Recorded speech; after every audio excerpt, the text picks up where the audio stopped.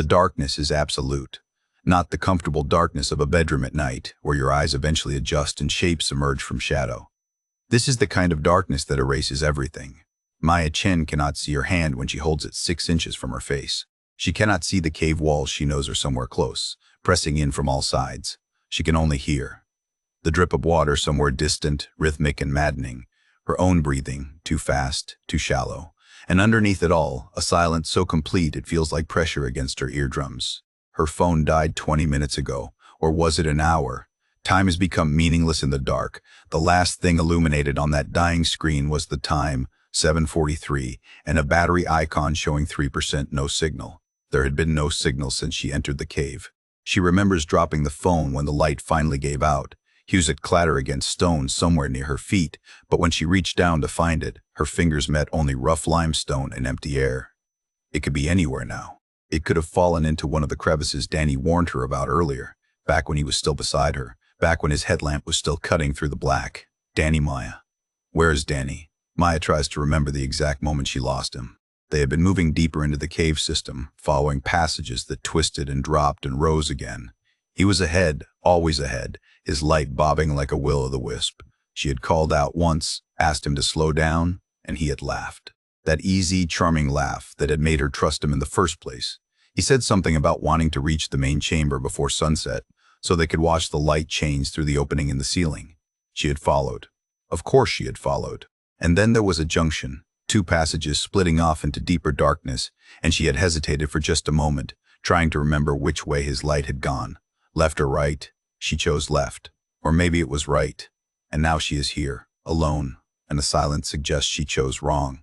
She presses her back against the cave wall and tries to think. The stone is cold through her thin cotton shirt, damp in a way that makes her skin crawl. She came to Thailand to push herself outside her comfort zone, to be braver, more open, more willing to say yes to adventure. Her ex-boyfriend Aaron had always said she was too cautious, too controlled, too afraid to just let things happen. After he left her for someone more spontaneous, someone who could make decisions without overthinking every possible outcome, Maya had promised herself she would change. She would be different. She would trust more. She would take risks. This is what trust gets you. This is what risk looks like. Alone in the dark with no way out and no one coming to help because no one knows where you are. 5 days earlier, Maya had stepped off the ferry onto KOH PHANGAN with her backpack digging into her shoulders and sweat already soaking through her tank top. The heat was different from anything she had experienced in Portland. It was thick, alive, a physical presence that wrapped around her and refused to let go. The pier was chaos. Touts shouting about accommodation, motorbikes revving, tourists stumbling off the boat with hangovers from the previous night's party. Maya had clutched the printed reservation for her bungalow and fought her way through the crowd, trying to project confidence she did not feel. The Sandayu ride to Ha Drin took 40 minutes on roads that were barely roads, more like suggestions of paths carved through jungle. Maya sat in the back of the pickup truck with 5 other backpackers, all of them younger than her, all of them traveling in pairs or groups. She was the only solo traveler. She told herself this was empowering. She told herself she was exactly where she was supposed to be. A 26-year-old woman with a biology degree and acceptance to a PhD program she had deferred for a year could certainly handle a few weeks in Southeast Asia alone. Her mother had begged her not to go. Her mother had sent her articles about tourists who disappeared, about scams and trafficking and violence. Maya had promised to be careful. She had promised to check in every day. She had not promised to stay locked in her hotel room afraid of the world. Her bungalow was small but clean, one of 20 identical structures arranged in rows back from the beach. The owner was a Thai woman in her 50s who spoke minimal English but smiled warmly and showed Maya how to work the fan in the outdoor shower. There was no air conditioning, no hot water, no television, just a bed with a mosquito net, a small table, and a view of palm trees through the window.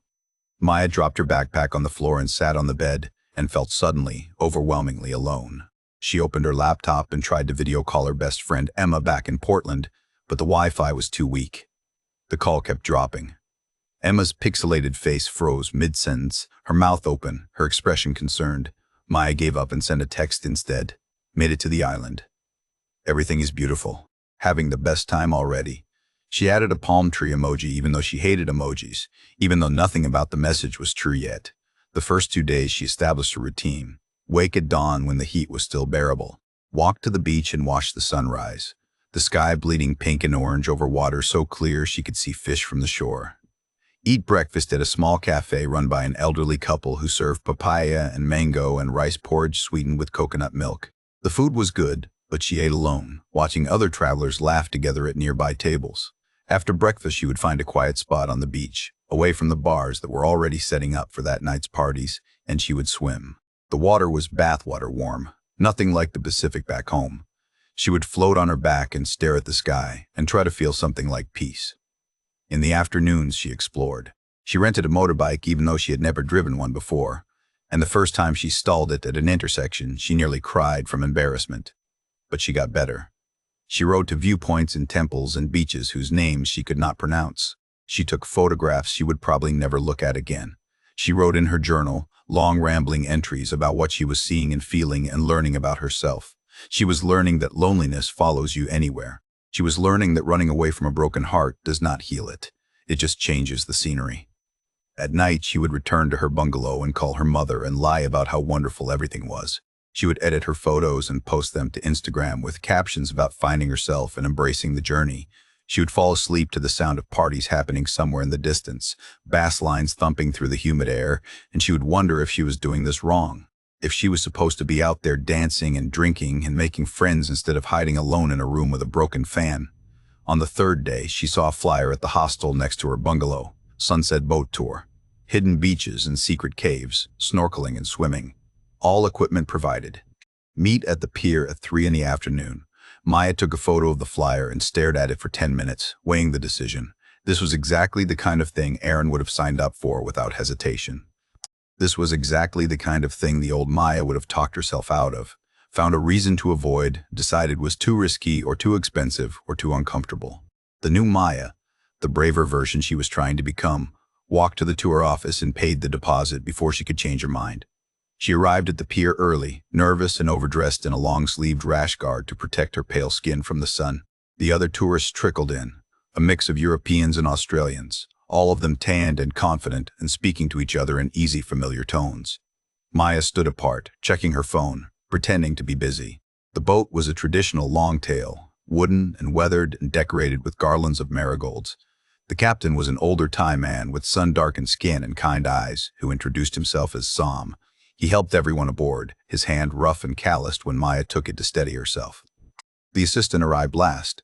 He jumped onto the boat with the ease of someone who had done it 1,000 times, wearing board shorts and a faded tank top, his hair sun-bleached and messy. He was half Thai, half something else, his features a blend that made him hard to place. When he smiled, his whole face changed. He introduced himself as Danny, and his accent was Australian but softened, like he had been away from home for a long time. The boat pulled away from the pier, and the engine roared, and the island began to shrink behind them. Maya sat near the back, watching the water turn from turquoise to deep blue as they moved into open ocean. The other tourists were taking photos, laughing, passing around sunscreen. Danny moved through the boat, checking on everyone, making small talk, pointing out landmarks along the coast. When he reached Maya, he paused. "You traveling solo?" he asked. It was not really a question. Maya nodded. "Just for a few weeks. Gap year before grad school." Danny sat down next to her without asking, which should have annoyed her but somehow did not. "What are you studying?" "Marine biology. I want to focus on coral reef conservation." His face lit up. "No shit. That's amazing. You know what's killing these reefs faster than anything else." And then he was off, talking about ocean acidification and rising water temperatures and how mass tourism was destroying the very ecosystems people came to see. He was passionate, informed, articulate. He talked about the work he did with a local conservation group, how they were trying to establish protected zones around the island, but fighting against corrupt officials and greedy developers. Maya found herself leaning in, asking questions, forgetting to be nervous. This was her field. This was what she cared about. And here was someone who understood. The boat anchored at a small beach accessible only by water, a crescent of white sand backed by jungle.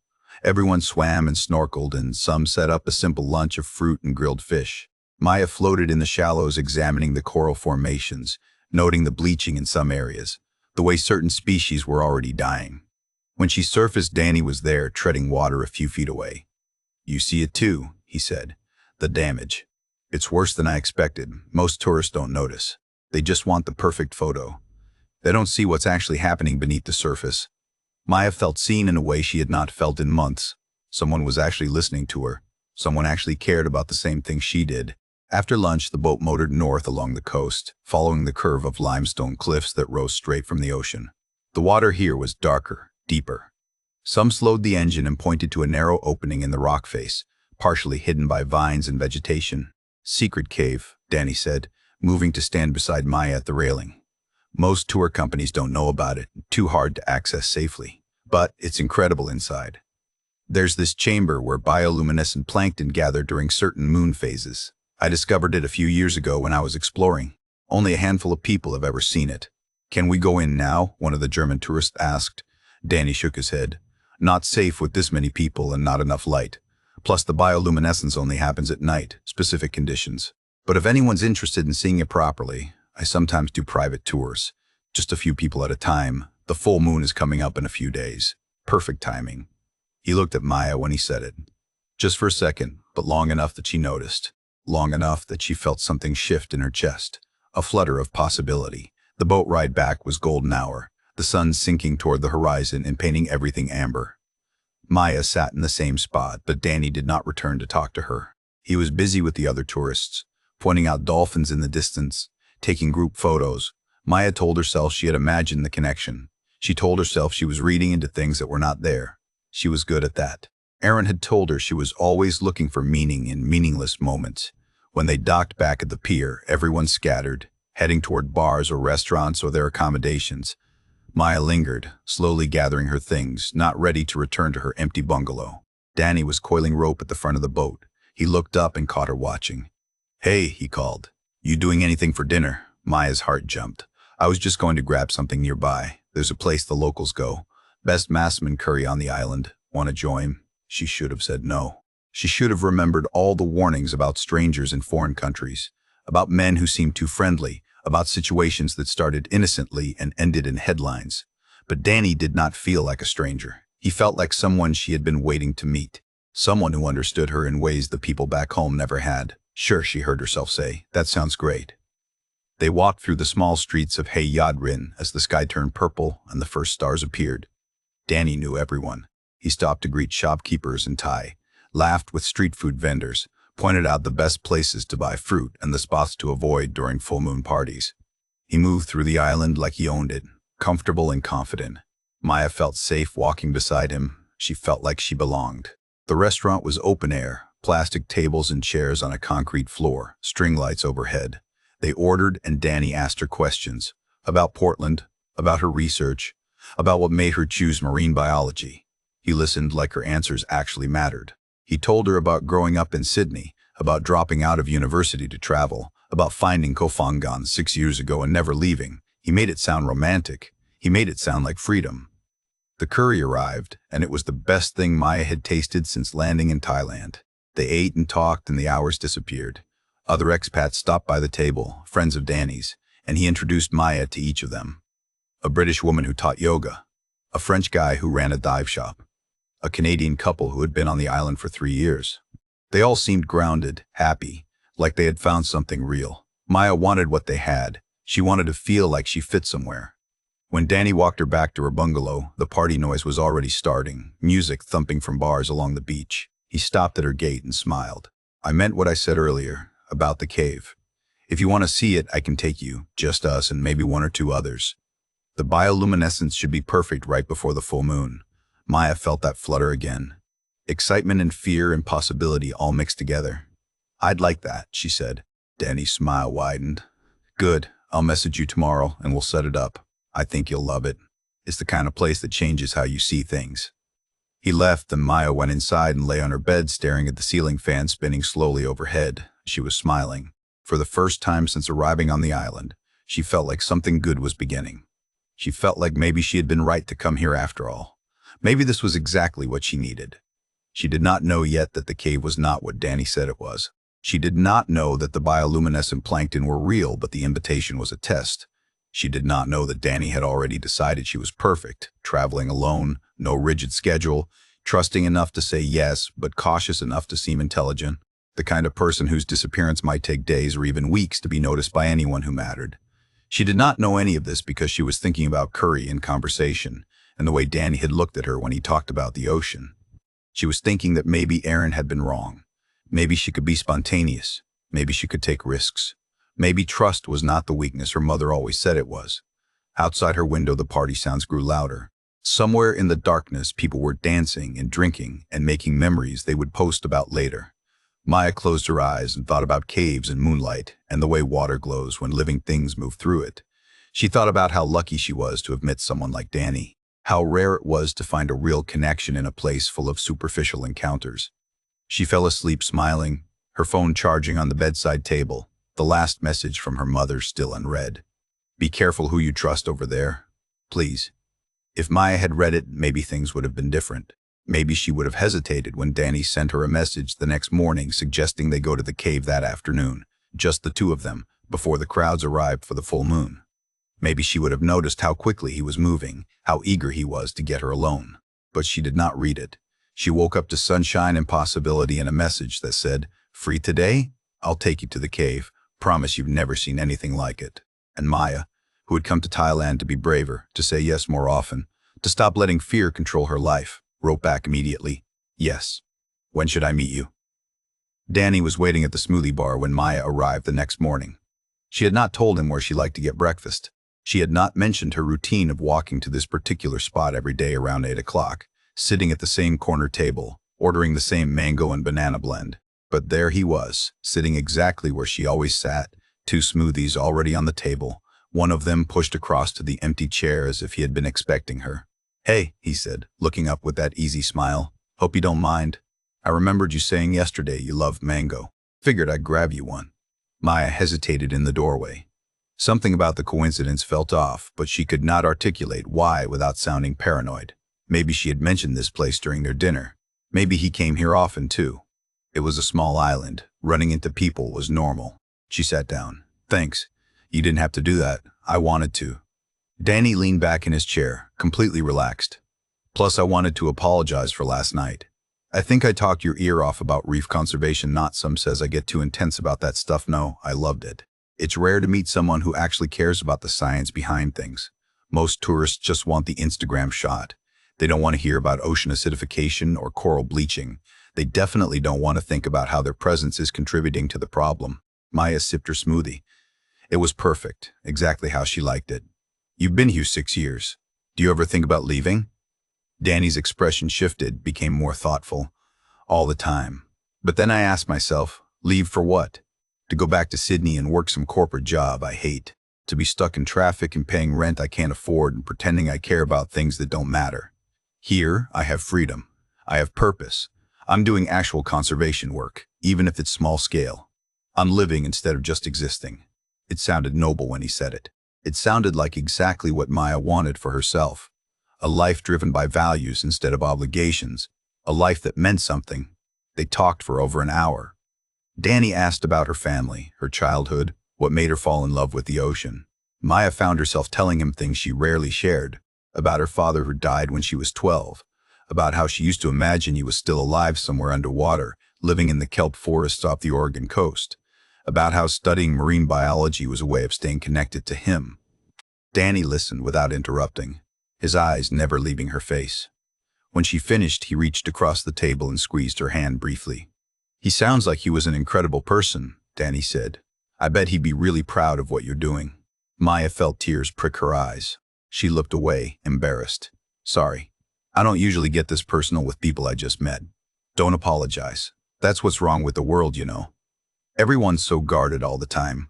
No one actually connects anymore. They just perform connection on social media and call it friendship." He was right. Maya knew he was right. She had spent the past year after her breakup with Aaron keeping everyone at arm's length, afraid to be vulnerable again, afraid to let anyone see the messy, complicated parts of her.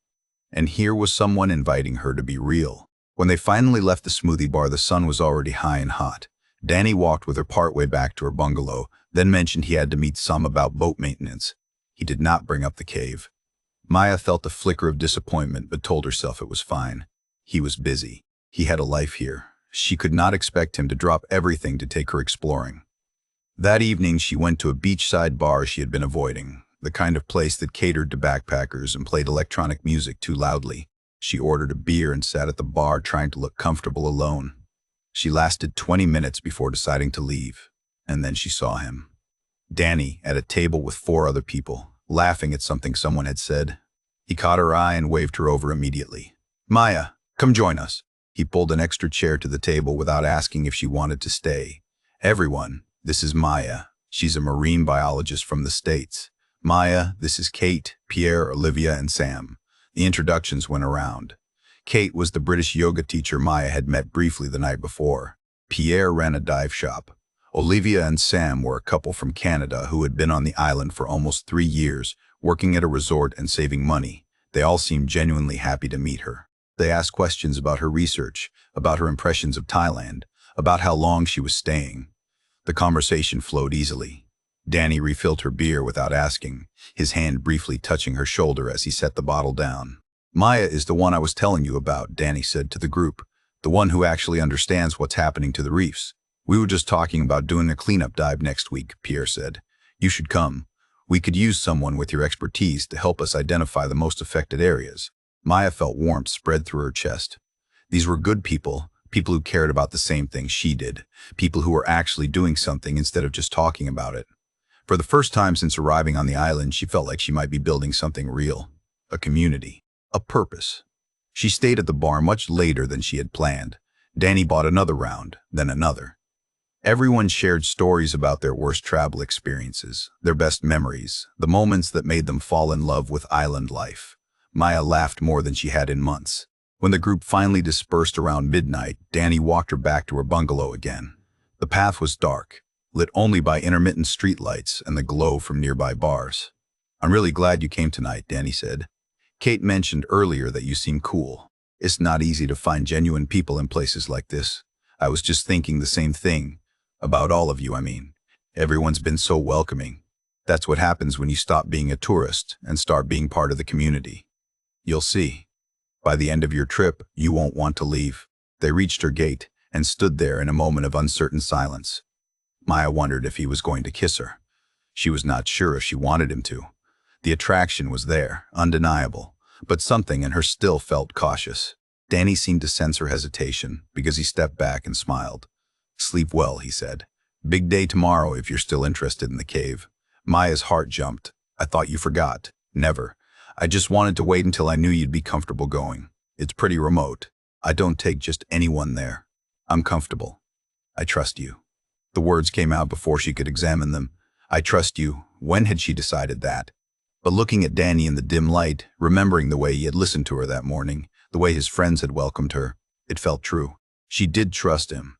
"Good," Danny said. "I'll pick you up around 2. Wear something you don't mind getting dirty and bring water. It's about a 30-minute hike to get to the entrance." After he left, Maya lay in bed replaying the evening. She thought about texting Emma, telling her about Danny in the cave and how things were finally starting to feel right. But it was the middle of the night in Portland, and besides, what would she even say? "I met a guy who seems perfect and we're going exploring tomorrow." Emma would worry. Emma would list all the reasons it was a bad idea. Maya decided to wait. She would tell her after, when she had photos and stories and proof that sometimes taking risks paid off. Danny arrived the next afternoon on a rented motorbike, 2 helmets strapped to the back. Maya climbed on behind him, her arms around his waist, feeling the warmth of his skin through his thin shirt. The ride north was exhilarating. The coastal road wound through jungle and past beaches Maya had never seen. Danny pointed out landmarks, shouting over the engine noise. A waterfall hidden in the trees. A viewpoint where you could see the entire island. A temple where monks blessed travelers. He knew every curve, every hidden spot, every story. When they parked at an unmarked trailhead, Maya saw how prepared he was. He pulled a backpack from the motorbike's storage compartment, unpacking 2 headlamps, 3 bottles of water, protein bars, and a small first aid kit. He even had an extra pair of gloves for her in case the rocks were sharp. The attention to detail made her feel safer.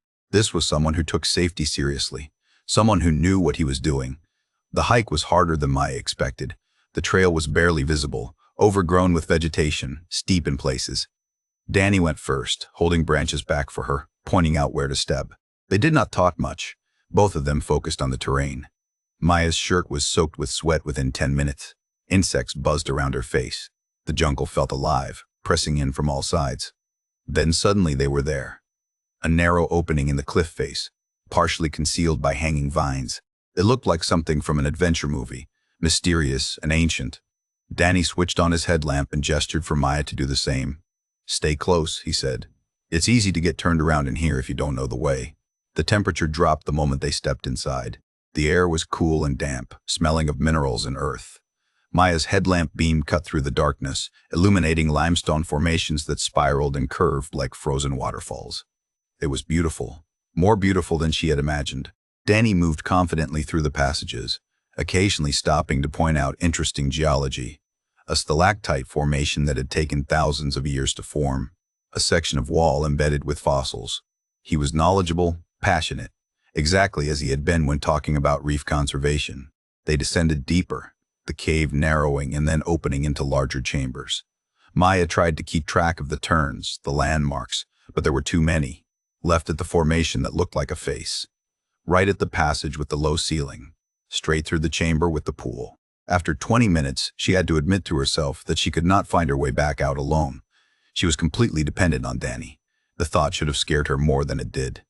But Danny kept checking on her, asking if she needed water, if she wanted to rest. He seemed genuinely concerned about her comfort. When they reached the main chamber, he stopped and turned off his headlamp. "Your turn," he said. "Then you'll see why this place is special." Maya switched off her light and the darkness swallowed them. For a moment there was nothing. Then slowly, gradually, she began to see it. A faint blue-green glow emanating from a shallow pool in the center of the chamber. The bioluminescent plankton, barely visible but definitely there, like underwater stars. It was magic. Pure magic. She heard Danny moving closer in the dark, felt him sit down next to her on the cave floor. Their shoulders touched. "Beautiful, right?" he said softly. "Incredible. I've read about bioluminescence, but I've never seen it like this. Most people haven't. That's what makes it special. That's why I'm selective about who I bring here." His voice had changed. It was lower, more intimate. Maya felt him shift closer. Then his hand found hers in the darkness, his fingers lacing through hers. The gesture was too familiar, too fast. They had known each other for 3 days. They had never discussed anything romantic. This felt like a line being crossed without permission. Maya gently pulled her hand away. "Danny, I should probably clarify something. I'm not really looking for anything romantic right now. I just got out of a relationship, and I'm trying to figure out my own stuff, you know."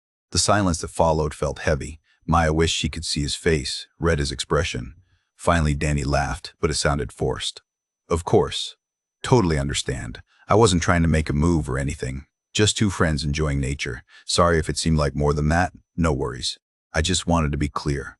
Danny switched his headlamp back on suddenly, the bright LED light making Maya wince. His face was unreadable, somewhere between embarrassed and annoyed. "Yeah, we should probably head back anyway. It's getting late and the trail is harder in low light." The walk back through the cave felt different. Danny moved faster, not checking on her as often. The easy conversation from earlier was gone, replaced by terse directions. "Watch your head here, step left, duck under this formation." Maya tried to re-engage, asking questions about the cave's formation, about other places he had explored, but his answers were short, distracted. When they finally emerged into late afternoon sunlight, Maya felt relief wash over her. The jungle air felt warm and alive after the cold stillness of the cave. Danny immediately started walking back toward the trailhead without waiting for her. Maya had to hurry to keep up. "Hey," she called. "Are we okay? I didn't mean to make things weird back there." Danny stopped and turned. His smile was back, but it did not reach his eyes. "We're totally fine. I was being presumptuous. My bad. Let's just forget it happened." But something had shifted, and they both knew it.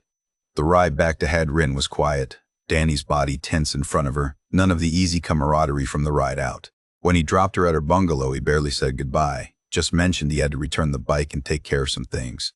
Maya went inside feeling unsettled. She replayed the cave visit in her mind, trying to understand what had happened. Had she overreacted? Maybe holding hands was not a big deal. Maybe she had misread his intentions and embarrassed them both. Or maybe her instincts had been right and he had been testing boundaries, seeing how far he could push. She tried to shake off the unease. She showered, washing away the cave dust and sweat. She told herself everything was fine. A minor awkward moment between new friends. It happened. They would move past it. Her phone buzzed. A message from Danny. Hey, sorry again about earlier. I feel like an idiot. Want to make it up to you.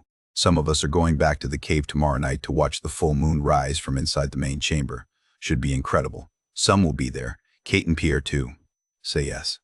Maya stared at the message. The unease was still there. A quiet voice in the back of her mind saying this did not feel right. But Danny was apologizing. He was including other people, making it a group activity. The full moon rising inside a cave filled with bioluminescent plankton would be spectacular. And she had come to Thailand to say yes to experiences, not to hide in her room afraid of minor social discomfort. She typed her response. That sounds amazing. What time? Danny's reply came immediately. Meet at the trailhead at 6. Moon rises around 7:30. It's going to be perfect. Trust me. There it was again. Trust me. Maya wanted to. She wanted everything to be as simple and good as it had seemed that first night at dinner. She wanted Danny to be exactly who he appeared to be, a kind person sharing something beautiful with a new friend. She wanted to believe that her instincts were wrong, and her paranoia was just residual damage from Erin and her mother's constant warnings. She sent back a thumbs-up emoji and set her phone down. Outside her window, the sounds of preparation for tomorrow's full moon party were already building. Music from distant bars, the shouts of workers setting up stages, the buzz of anticipation that came before the biggest party of the month. Thousands of tourists would descend on the island tomorrow, drinking and dancing until dawn on the beach. Maya had planned to avoid it, to stay away from the chaos. But now she had different plans. She would be in a cave watching the moon rise, surrounded by new friends, experiencing something rare and beautiful. She tried not to think about how quickly Danny had responded to her acceptance. She tried not to wonder why he had been so eager to get her to say yes. She tried not to notice the way her hands were shaking slightly as she packed her bag for tomorrow, choosing what to wear, what to bring. Deep down, beneath the layers of rationalization and hope, some part of Maya knew. Some instinct screamed that she should not go back to that cave, that she should not put herself in a remote location with people she barely knew. That trust was earned over time, not given freely after a few friendly conversations. But Maya had spent her whole life listening to that voice, that cautious, fearful voice that kept her small and safe and alone. She was tired of it. She was tired of being the girl who said no, who stayed home, who missed out on everything because of hypothetical dangers that almost never materialized. Tomorrow she would go to the cave. She would watch the full moon rise. She would prove to herself that she was brave enough to trust, open enough to connect, strong enough to take risks. She had no way of knowing that Danny was sitting in his room across the island, messaging some in Thai. The American girl said yes. Everything is set for tomorrow. Tell the others to be ready. She had no way of knowing that Kate and Pierre would not be at the cave tomorrow, that they had never been invited, that when she arrived at the trailhead, the only people waiting would be Danny and Sam, and a plan that had been in motion since the moment Danny first saw her alone on that sunset boat tour. Maya fell asleep that night, thinking about moonlight and bioluminescence and second chances. She dreamed of caves that went on forever, passages that twisted into darkness, water that glowed with alien light. In the dream, she was searching for something, crawling through narrow spaces, her hands scraping rock. She could hear voices ahead, familiar and comforting, calling her deeper. She followed them, trusting they would lead her somewhere safe. She did not know yet that in 24 hours, she would be in that cave again. But this time, she would not be watching the moon rise. She would be running for her life, her hands actually scraped and bleeding, voices actually calling through the darkness. And the voices would not be friendly. They would be hunting her. The sun was setting when Maya arrived at the trailhead. She was early, nervous energy making her pace impossible to control. She checked her phone, 5:45. The battery was at 68%. She had a full water bottle, her headlamp, and a small backpack with snacks and a light jacket. She was prepared. She was ready. Danny's motorbike appeared on the coastal road at 5:57, some riding behind him. Maya felt her stomach twist. Just the two of them. No Kate, no Pierre, no other friends from the bar. Danny must have seen the question on her face because he jumped off the bike already talking. Yeah, so bad news. Kate had to teach a last-minute class and Pierre's boat broke down. He's dealing with repairs. But Sam and I figured we'd still go. The moon won't wait, right? Plus you've already seen the cave so you know it's safe. Maya hesitated. Every instinct she had been ignoring for 3 days suddenly screamed. This was wrong. 2 men she barely knew. A remote location, no one else around. Her mother's voice in her head, all those warnings, all those news articles about tourists who disappeared. But Sam was there. Some with his kind eyes and weathered hands, some who had captained the boat tour and been nothing but professional and friendly. Having him there made it feel safer somehow, less like a romantic setup and more like a legitimate group activity. "I don't know," Maya said slowly. "Maybe we should reschedule for when more people can come." Danny's expression flickered, something dark passing across his features before the smile returned. "Up to you totally. But honestly, the conditions are perfect tonight. The moon phase, the plankton activity. It might not line up like this again before you leave the island. When's your flight?" "In 11 days. So yeah, might be now or never. But no pressure. Your call." The phrasing bothered her, now or never, like he was boxing her into a decision. But maybe she was reading too much into it. Maybe he was just being practical. She had already come all this way. She had already committed. And the moon was rising whether she went or not. "Okay," she heard herself say, "let's do it." The hike felt different in the fading light. Shadows stretched long and strange through the jungle. The sounds were different too. Birds settling for the night, insects beginning their evening chorus. Danny led the way. Sam brought up the rear, and Maya was sandwiched between them. She tried to make conversation, but Danny seemed distracted, moving quickly, not responding to her questions about the island's wildlife or the cave's geology like he had before. They reached the cave entrance as the last light was draining from the sky. Danny switched on his headlamp and gestured for Maya to do the same. Sam pulled out a flashlight, the beam bright and harsh. Danny said something to him in Thai, rapid and low. Sam responded, also in Thai, his tone neutral. Maya realized she had no idea what they were saying. She had no idea what was being communicated right in front of her. "Everything okay?" she asked. "Yeah, all good. Just telling Sam about the route. He hasn't been to this cave before." That struck Maya as odd. Danny had made it seem like Sam knew the island inside and out, but before she could question it, they were moving into the cave. The temperature drop immediate and familiar. Maya's headlamp flickered once, then twice. Her heart sank. "Is your battery okay?" she asked Danny. "Should be fine." "Why?" "Mine keeps flickering." "Did you charge it last night?" Maya felt stupid. She had not. She had assumed it would still have power from the day before. "I thought it would be okay." Danny sighed, the sound echoing in the enclosed space. "Well, we can share mine if yours dies. Just stay close." They moved deeper. Maya tried to keep track of the route like before, left at the face-shaped formation, right at the low-ceiling passage. But there were more turns than she remembered. The cave seemed larger, more complex. Or maybe they were taking a different path. After 15 minutes, Maya was completely disoriented. She had no idea how to get back out. Her headlamp flickered again, the light dimming noticeably. "Danny, I think mine is dying." He stopped and turned. "How much battery?" "I don't know. It's not showing." "Do you have a spare?" "No. Do you?"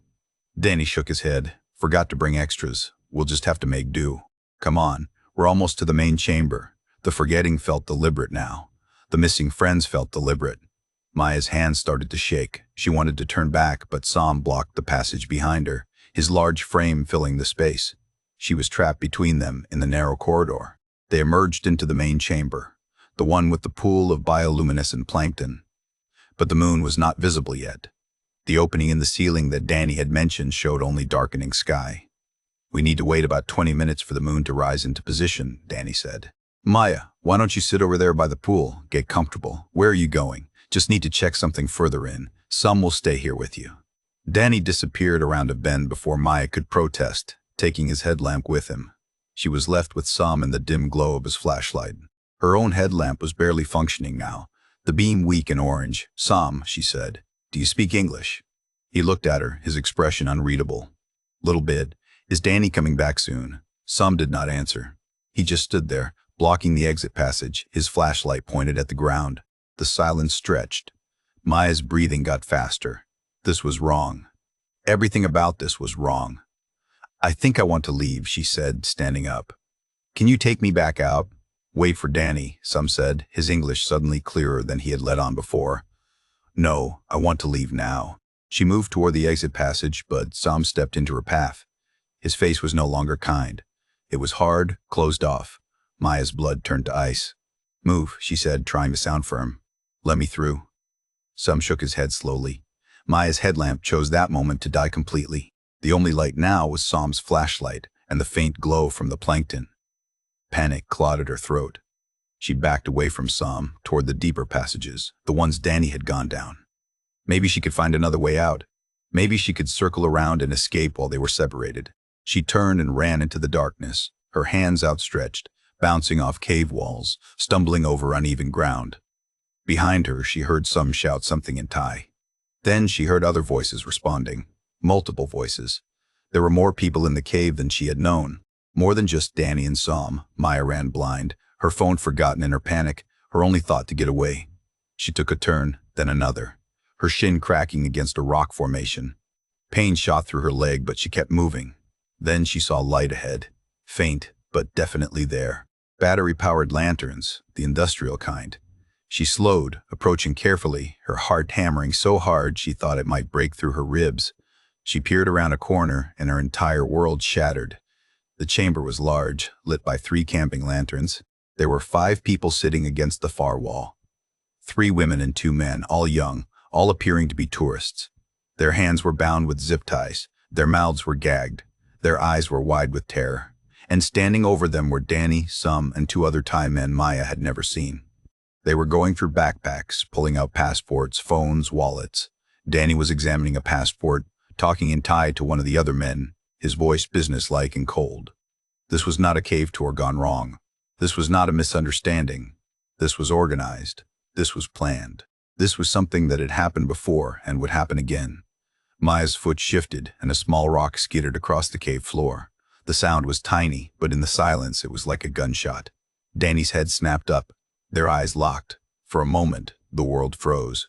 Danny's expression went through rapid changes. Surprise, calculation, then something that looked almost like regret. Then his face hardened into something Maya had never seen before. Something predatory. She ran. Behind her, Danny shouted orders in Thai. Footsteps pounded after her. Maya had no idea where she was going, only that she had to move, had to escape, had to survive. She took a passage that sloped upward, her hands scraping against stone, her breath coming in ragged gasps. She could hear them behind her, multiple sets of feet, voices calling to each other in Thai, coordinating their pursuit. But Maya was small and fear made her fast. She squeezed through a gap between formations, felt her shirt tear on sharp limestone. The men behind her could not follow as easily, their larger frames struggling with the narrow opening. Maya gained seconds, precious seconds. Then she saw it. Moonlight. Actual moonlight filtering through a crack in the rock, maybe 15 feet above her. An opening. A way out. Maya climbed, ignoring the pain in her hands, ignoring the blood she could feel running down her arms from cuts she could not see. She pulled herself up through the crack, squeezing through an opening barely wide enough for her body. Her backpack caught and she shrugged out of it, leaving it behind, leaving everything behind except the desperate need to live. She emerged onto the cliff face outside. The moon was full and bright, illuminating the jungle below. Maya did not think. She just moved, half climbing, half falling down the rocks, grabbing at vines and roots, her body operating on pure survival instinct.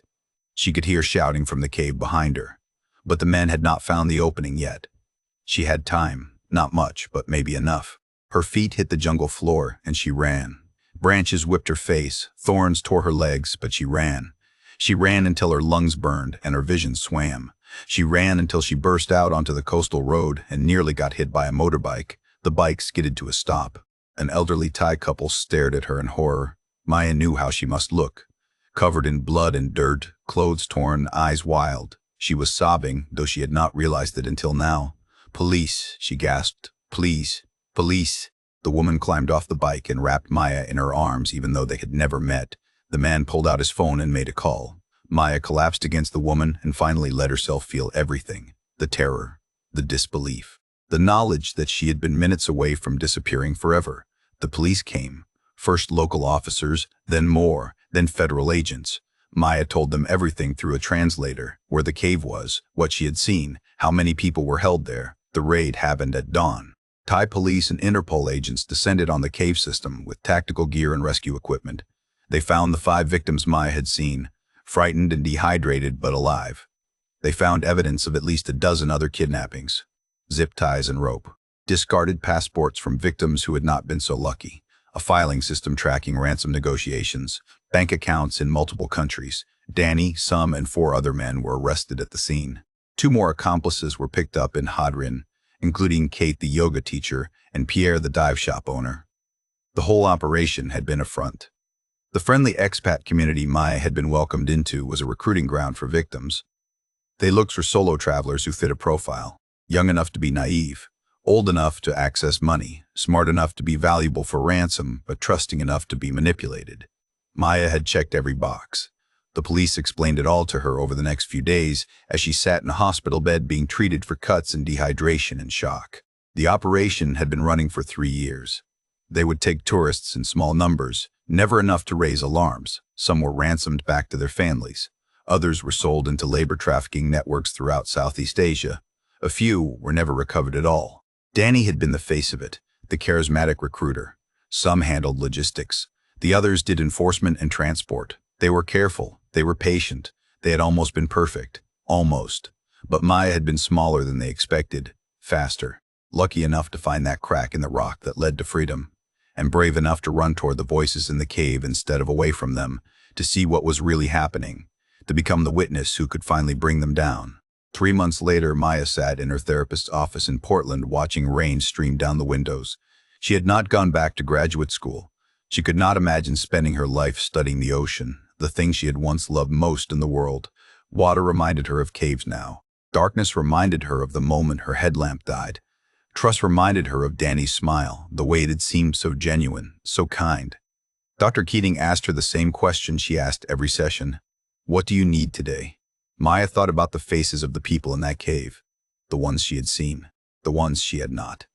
She thought about how close she had come to joining them in the dark, to becoming a headline, to being mourned by her mother who had warned her, and whom Maya had dismissed as overprotective and paranoid. I need to stop blaming myself for trusting him, Maya said quietly. You went to Thailand to grow, to be braver, to stop letting fear control you. And I almost died because of it. You survived because of it, because you were brave enough to run, to fight, to find a way out. But I never should have been there in the first place. Dr. Keating leaned forward. Maya, predators exist. They exist everywhere. They're good at what they do because they exploit the best parts of human nature. Kindness, trust, the desire to connect.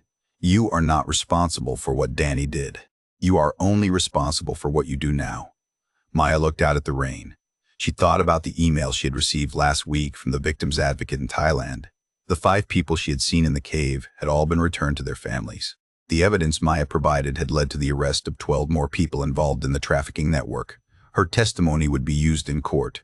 What she had lived through would save others. That should have felt good. That should have felt like redemption. But mostly, she just felt tired. Tired of being afraid. Tired of replaying that night in her mind. Tired of flinching every time someone was kind to her, wondering what they really wanted. I don't know how to trust anyone anymore, Maya admitted. Maybe that's okay for now. Maybe trust doesn't have to be all or nothing. Maybe it's something you build slowly, with people who prove themselves over time. Maya nodded but did not believe it. She thought about how Danny had proved himself, how patient he had been, how carefully he had built her trust day by day, how easily she had believed in the version of him that he wanted her to see. She left therapy and walked through the rain to her apartment. She passed tourists on the street, young backpackers with their whole lives ahead of them, laughing and making plans. She wanted to stop them. She wanted to warn them, but warn them about what exactly? To never trust anyone, to never go anywhere alone, to let fear dictate every decision. That was not living. That was just surviving. And Maya was so tired of surviving, she climbed the stairs to her apartment and unlocked the door. Inside, it was quiet and safe and small. She had stopped posting on Instagram months ago.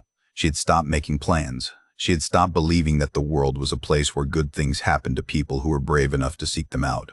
Her phone buzzed. A message from Emma. Coffee tomorrow. No pressure. Just want to see you. Maya stared at the message. Emma, who had been her friend for 10 years. Emma, who had video called her every day after the rescue until Maya could breathe again. Emma, who asked for nothing except to be allowed to care. She typed back, okay to tomorrow. It was not much. It was barely anything. But it was a start. Maybe trust was not about grand gestures or leaps of faith. Maybe it was about small moments repeated over time with people who showed up even when showing up was hard. Maybe it was about learning to distinguish between genuine connection and skilled manipulation. Maybe it was about accepting that she could not protect herself from everything without also closing herself off from everything. Maya set her phone down and looked out at the Portland skyline. Somewhere in Thailand, the full moon was rising over KOH PHANGAN. Tourists were dancing on the beach, drinking and laughing and making memories. Some of them would be careful. Some of them would be reckless. All of them would trust that the people around them were who they claimed to be. And maybe most of the time that trust would be justified. Maybe most people were exactly who they seemed. Maybe Danny and his network were the exception, not the rule. But Maya would never know for certain. She had learned the hardest way possible that monsters do not always look like monsters. Sometimes they look like salvation. Sometimes they smile and listen and make you feel seen. Sometimes they hold your hand in the dark and promise you something beautiful just beyond the next turn. She had gone to Thailand to find herself, to push past her fears and embrace the world. Instead, she learned that sometimes the most dangerous thing is not staying in your comfort zone. It is trusting the wrong person to lead you out of it. And that knowledge, that terrible gift of survival, was something she would carry with her for the rest of her life. Every friendship, every relationship, every moment of vulnerability, shadowed by the memory of a cave and a man who smiled while he planned her disappearance. The rain kept falling, the city kept moving, and Maya sat in her safe small apartment trying to remember who she had been before the island, before the cave. Before she learned that trust could kill you, she could not remember anymore. That version of her was gone, lost somewhere in the darkness with all the other things she had left behind.